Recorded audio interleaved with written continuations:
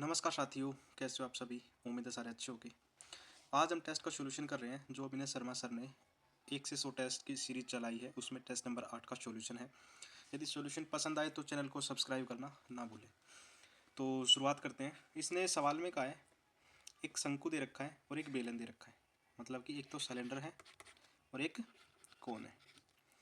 यदि मैं इसकी रेडियस और हाइट की बात करूँ, रेडियस और हाइट की, और कोन की रेडियस, कोन की हाइट की, 24 सेंटीमीटर ऊंचाई वाले लंबवर्तीय शंकु, मतलब शंकु की हाइट दे रखी है 24, पानी से भरा हुआ है। और जो इसकी त्रिज्या है वो शंकु की त्रिज्या की आधी है, मतलब कि सिलेंडर की त्रिज्या की सॉरी 1/3 है। ये x है तो ये 3x होगा। और इसकी हाइट हमें, सिलेंडर की हाइट हमें निकालनी है। यदि मैं इसके वॉल्यूम को, सिलेंडर के वॉल्यूम को कोन के वॉल्यूम के इक्वल रख दूं, r² h, देखो पाई से तो पाई कट ही जाएगा। सिलेंडर की रेडियस क्या होगी, मैं कहूँगा जी x²। हाइट हमें निकालनी है और इसकी कोन की रेडियस 3, 3 तिया 9x² बटे 3 गुना में 24। देखो आर x² से x² कट ही जाएगा, 3 से कितनी बार जाएगा, 3 से गया 3 बार, तो हाइट कितनी आ जाएगी 72 सेंटीमीटर। Option number D. उम्मीद है समझ में आ गया होगा। अगले पे चलते हैं। Question number 2।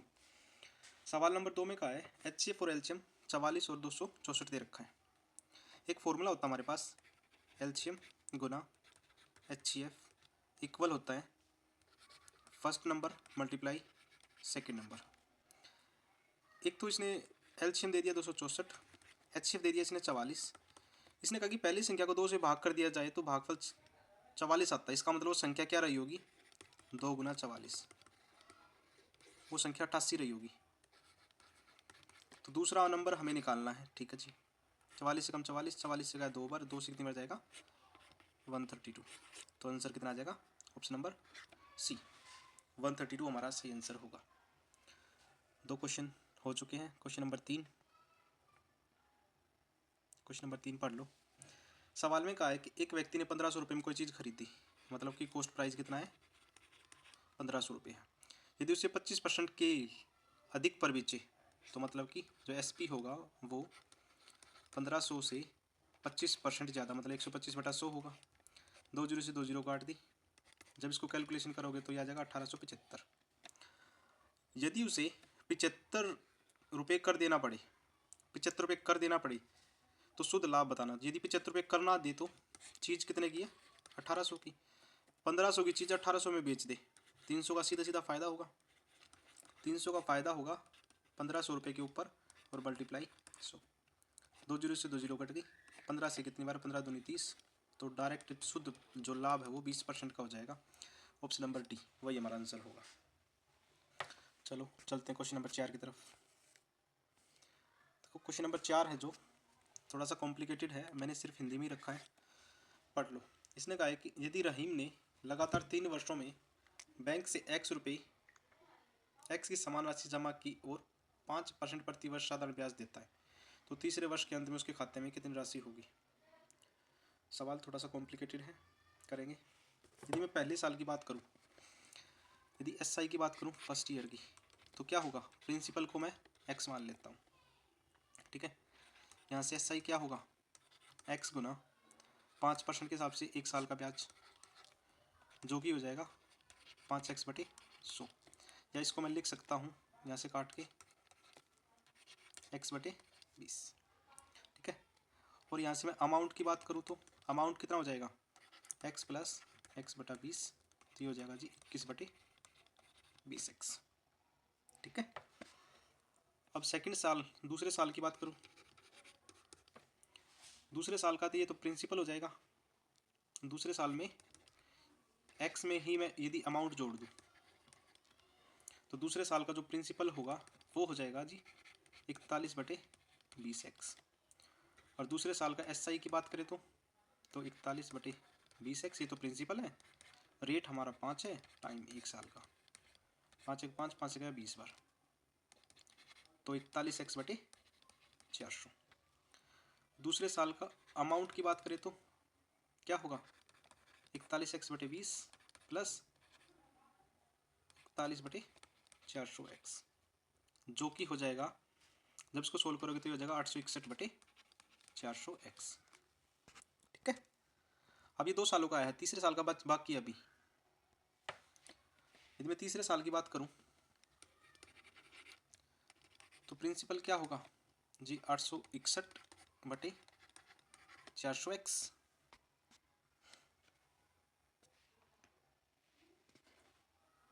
प्लस x, जिसको 1261 हो जाएगा, 1261/400x, 1261/400x। और यहाँ से SI निकालना हो तो, क्योंकि 3 सालों के बाद का है ना, तो इसलिए 1261/400x मल्टीप्लाई 5 गुना 1/100, 5 एक मर गया 20 बार, तो 1261/8000। और यहाँ से अमाउंट की बात करें, देखो ये सवाल बहुत लेंथी है, इसका छोटा सॉल्यूशन है ही नहीं, तो 1261x प्लस में ऊपर ये 1261/400x, जो कि हो जाएगा, जब इसको सॉल्यूशन करोगे तो 26,481/8000। वही इसका आंसर है, जो कि आंसर इसमें दिया नहीं है। वैसे तो यहाँ सी वाले में 26 हो जाता है, यहाँ सी वाला कोई ऑप्शन है नहीं, तो आंसर तो यही रहेगा 26,481/8000x। ठीक है, मतलब कि यहाँ ऊपर से स्टार्ट हुआ था और नीचे तक सॉल्यूशन आया है इसका। तो उसके खाते में कितने रुपए हैं ये, कोई नहीं। क्वेश्चन नंबर 5 का इसने कहा है every natural number is a real number. ये बात ठीक है, every real number is a rational number. Every real number नहीं होते, जबकि रैशनल नंबर होते हैं, वो रियल नंबर के अंदर आते हैं। तो ये दूसरा ऑप्शन गलत है, इसलिए दूसरा ऑप्शन इसका आंसर हो जाएगा। ठीक है, और बाकी तो ऑप्शन सारे ठीक हैं इसके। क्वेश्चन नंबर 6, इसने कहा है पीतल से बनी वर्गाकार आधार वाली एक प्लेट की लंबाई x सेंटीमीटर और चौड़ाई 1 मिलीमीटर है। प्लेट का वजन 4725 ग्राम है।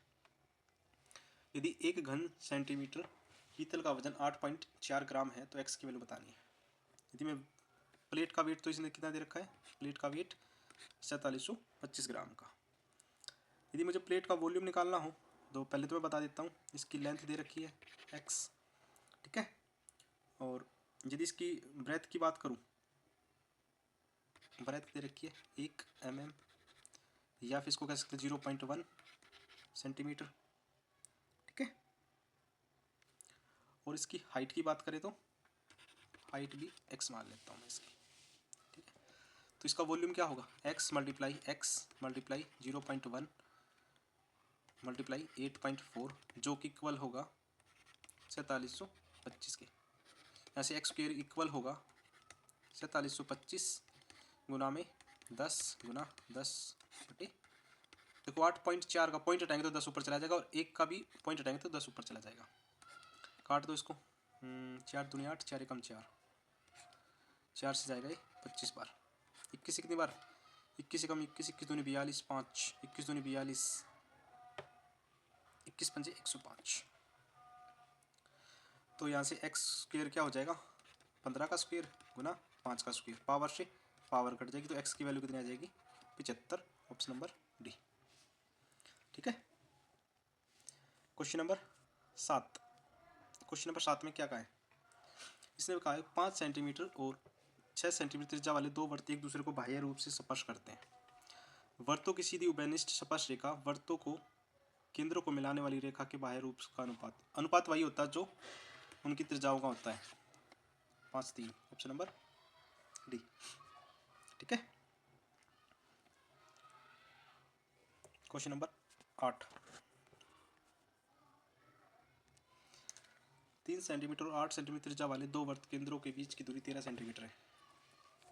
तो वृत्तों पर एक सीधी उभयनिष्ठ स्पर्श रेखा के स्पर्श बिंदु P और Q हैं, तो P और Q की लेंथ बतानी है। तो डायरेक्ट फॉर्मूला लगा दें, d square minus R2 minus R1 का स्क्वेयर।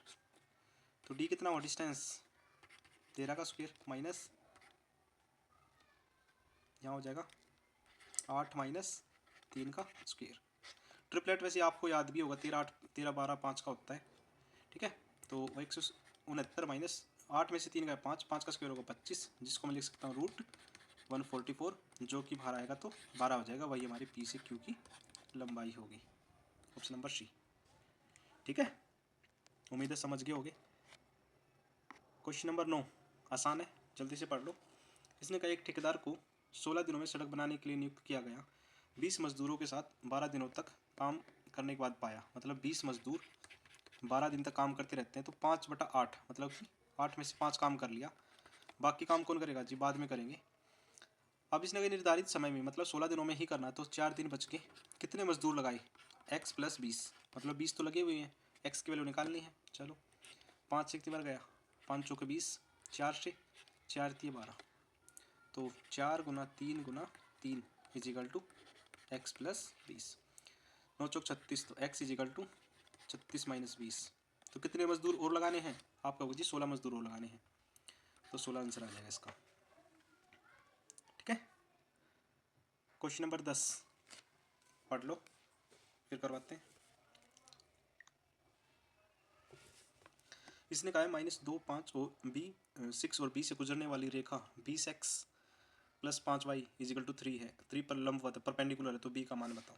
देखो मैं बता देता हूँ, ax + by + c = 0, जो कि इसको कह सकता हूँ -a/b। इसका मतलब 20x + 5y = 3 है। इसको मैं कह सकता हूँ जी -20/5, जो कि होगा -4 के।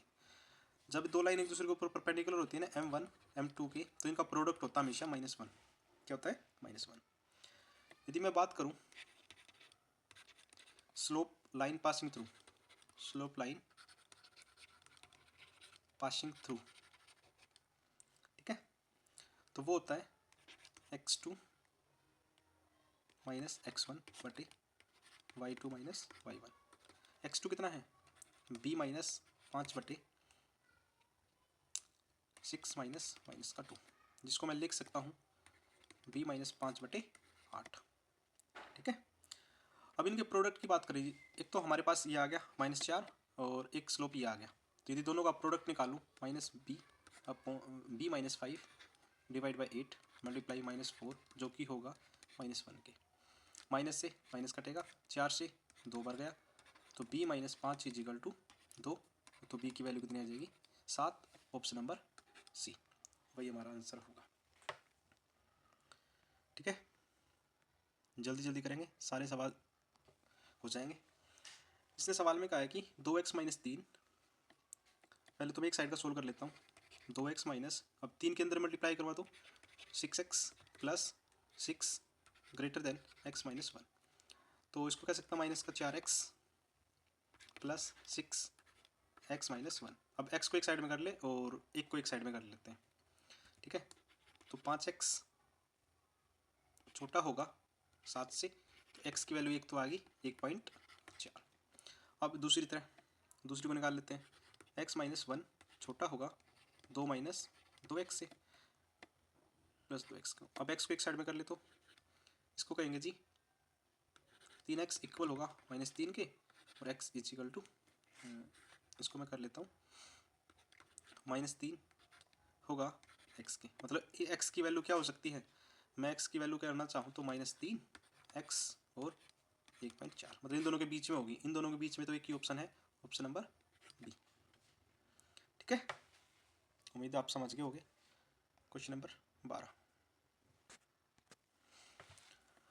अब देखो सवाल में थोड़ी मिस्टेक है, यदि मैं यहाँ प्लस कर दूँ तो थोड़ा सवाल ठीक हो सकता है। तो पहले तो मैं इसको चेंज कर लेता हूँ, a + b जो कि 90 के इक्वल है, और यदि मैं सारे डाटा को a में कन्वर्ट करना चाहूँ क्योंकि की पॉसिबिलिटी ज़्यादा है, तो b = 90 - a होगा। तो पहले तो आ जाते हैं टेंजेंट a, जब नीचे चेंज करूँगा तो इसको कह सकते हैं tangent 90 - a plus sine square a plus, ठीक है, इसको कह सकते हैं साइन स्क्वायर 90 - a, ठीक है। तो ऊपर नीचे चेंज हो जाएगा, ये तो कितना हो जाएगा टेंजेंट ए अपॉन, इसको चेंज करेंगे तो कोट ए में हो जाएगा, प्लस साइन स्क्वायर ए, प्लस इसको चेंज करूँगा तो ये हो जाएगा जी, साइन का चेंज होगा जी कोस में, तो कोस स्क्वायर ए। अब कोट का चेंज होगा जी टेंजेंट में, तो ये हो जाएगा ऊपर जाके हो जाएगा टेंजेंट स्क्वायर ए, प्लस इन दोनों का सम आ जाएगा 1, तो टेंजेंट स्क्वायर ए प्लस 1 क्या होता है, सीकेंट स्क्वायर ए। तो ऑप्शन नंबर सी हो जाएगा, कब, जब यहाँ मैं प्लस का लगा दूंगा। ठीक है, उम्मीद आप ये कंसेप्ट समझ में आ गया होगा। देखो इस पीडीएफ में कई मिस्टेक है तो सुधारनी तो पड़ेंगी, सुधारेंगे तो फिर यही आंसर होगा। क्वेश्चन नंबर 13,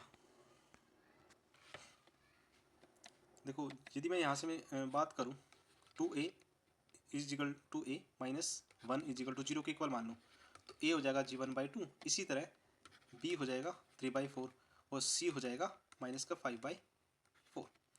यदि मैं a प्लस बी प्लस सी को जोड़ूँ, a प्लस बी प्लस सी को मैं जोड़ूँ, यदि वो 0 के इक्वल है तो इसका आंसर भी 0 आ जाएगा फिर। ठीक है, मैं बता देता हूँ कैसे। यदि मैं यहाँ a को रखूँ 1/2 प्लस 3/4 माइनस 5/4, ये 0 के इक्वल आ गया।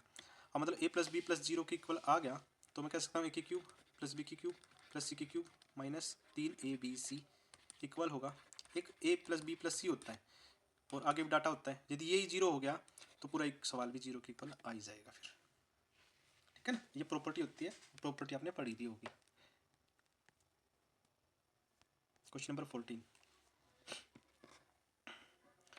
इसने सवाल में कहा कि 4 cos square theta minus 4 cos theta plus 1 is equal to 0। इस क्वेश्चन में या तो आप थीटा की वैल्यू पुट कर लो आपको पता हो तो, वरना इसको पूरा सोल्व कर लो। यदि इसके फैक्टर की बात करें तो 4 cos square theta minus 2 cos theta minus 2 cos theta plus 1 is equal to 0। तो यहाँ से मैं कॉमन निकाल लेता हूँ, जी कॉमन निकलेगा, जी 2 निकलेगा और कोस निकलेगा, तो अंदर बच गया जी 2 कोस माइनस 1, और एक बार रिपीट कर दो 2 कोस थीटा माइनस 1, और बाहर आ जाएगा 1 जो कि इक्वल होगा 0 के। तो यहाँ से दो वैल्यू पॉसिबल है, 2 cos theta minus 1 is equal to 0, cos theta is equal to 1/2। तो इसी तरह यहाँ से भी एक वैल्यू और आएगी, कोस थीटा 1/2। कोस थीटा 1/2 कब होता है जी, जब थीटा की वैल्यू 60 हो। तो या तो डायरेक्ट भी पुट कर सकते थे या फिर ऐसे भी कर सकते हो। अब यहाँ निकाल लेते हैं टेंजेंट 60 माइनस 15 जो कि हो जाएगा टेंजेंट 45, और 10 45 होता है 1, वही सवाल का आंसर है। ठीक है, उम्मीद है ये भी आप समझ गए होंगे। क्वेश्चन नंबर 15 रीड कर लो, अच्छा क्वेश्चन है। देखो एक प्रॉपर्टी का बहुत ज़्यादा यूज़ होगा इसमें, sine square theta plus cos square theta is equal to 1, इसी प्रॉपर्टी के ऊपर सवाल है। तो मैं इसको लिखना चाहूँ तो लिख सकता हूँ एक्स साइन थीटा, देखो इस डाटा को उठा के दूसरी साइड में ले जाओ, मतलब नीचे ले जाओ, तो इसको लिख सकता हूँ एक्स साइन थीटा रूट में X square plus Y square plus में माइनस वाई कोस थीटा बटे root X square plus Y square जो कि होगा 1 के। ठीक है, अब ये 1 के इक्वल है तो मैं इसको भी कह सकता हूँ जी साइन थीटा इक्वल होगा एक्स बटे root X square plus Y square के, और यहाँ से कोस थीटा इक्वल होगा माइनस वाई बटे x square plus Y square के। ठीक है, यहाँ से हमने निकाल दिया चीज़ें। अब इस इक्वेशन को सेकंड वाले में पुट कर दो यहाँ। अब देखो को यदि मैं स्क्वायर करूँगा, यहाँ से स्क्वायर कर दूँ, पहले स्क्वायर कर दो, sine square theta is equal to x square बटे x square plus Y square. देखो जब मैं स्क्वायर करूँगा तो ये रूट कट जाएगा, रूट कट जाएगा तो यहाँ से रिजल्ट जो मिलेगा वो मिलेगा एक्स स्क्वायर बटे x square plus Y square, और यहाँ से रिजल्ट मिलेगा cos square is equal to y square बटे x square plus Y square. अब इतना डाटा आने के बाद मैं वैल्यू पुट कर देता हूँ,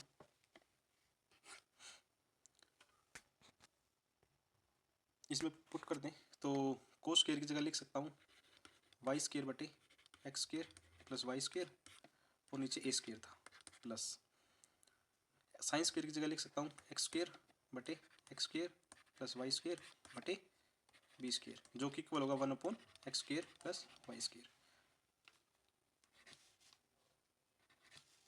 ठीक है, सवाल लेंथी है, उम्मीद आप धीरे धीरे समझ पाओगे। यदि मैं यहाँ से 1/x² + y² कॉमन ले लूँ तो ऊपर बचेगा जी y² / a² + x² / b², जो कि इक्वल होगा 1/x² + y²। अब इससे ये पूरा कट ही जाएगा, तो y² / a² + x² / b² = 1। तो ऑप्शन नंबर